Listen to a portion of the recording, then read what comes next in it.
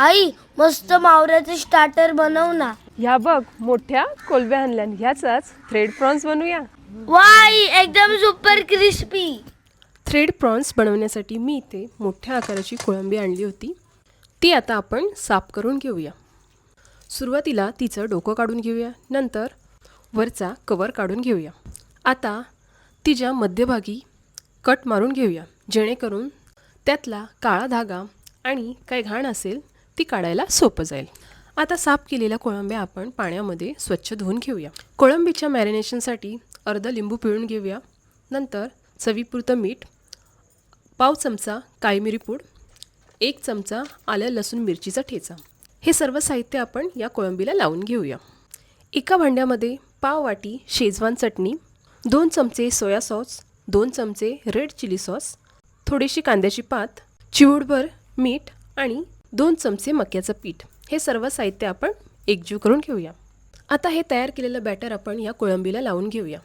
अशा प्रकारे दोन्ही बाजूला आपण हे बॅटर लावून घेऊया. जे मी सुरीने कापते त्याला समोसा स्ट्रिप्स असं बोलतात. ते मी स्वतः घरी बनवलेलं आहे. तुम्हाला ह्याचीसुद्धा व्हिडिओ हवी असेल तर मला नक्की कमेंट करून सांगा. हे तुम्ही जेव्हा फ्राय कराल ना तेव्हा एकदम क्रिस्पी आणि कुरकुरीत लागतात. आता आपण हे स्ट्रिप्स किंवा तुम्ही थ्रेडसुद्धा बोलू शकता, हे स्प्रेड करून घेऊया आणि त्यावर ही मॅरिनेट केलेली कोळंबी ठेवूया. आता आपण ह्याचा रोल तयार करून घेऊया. रोल तयार करताना दाबून घ्या, जेणेकरून त्या स्ट्रिप्स किंवा थ्रेड त्याला चिकटल्या जातील. अशा पद्धतीने प्रेस करून घ्या, जेणेकरून त्या बाहेर येणार नाहीत. कढईमध्ये तेल गरम करण्यासाठी ठेवूया. तेल गरम झालं की त्यामध्ये हे प्रॉन्स थ्रेड फ्राय करायला सुरुवात करूया. फ्राय करताना गॅस मिडियमच ठेवा. दोन्ही बाजूने 5 ते 6 मिनिटे छान असं तळून घ्या. आणि जेव्हा तुम्ही हे फ्राय कराल तेव्हा तेल गरम असलं पाहिजे. जेव्हा आपण प्रॉन्स थ्रेड त्या तेलामध्ये टाकतो तेव्हा तेल पूर्णपणे गरम असलं पाहिजे. नंतर तुम्ही गॅस मिडियम ठेवा. अशा पद्धतीने हे थ्रेड फुलले पाहिजे, म्हणजे ते क्रिस्पी बनतात.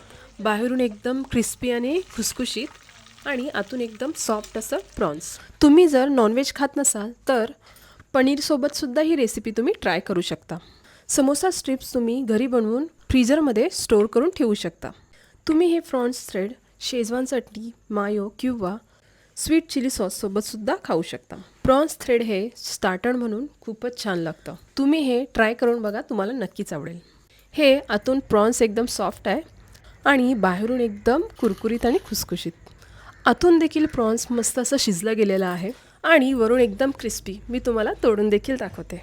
तर रेसिपी आवडली असेल तर सबस्क्राईब करायला मात्र विसरू नका. अशाच नवीन रेसिपीसाठी पुन्हा भेटूया. धन्यवाद.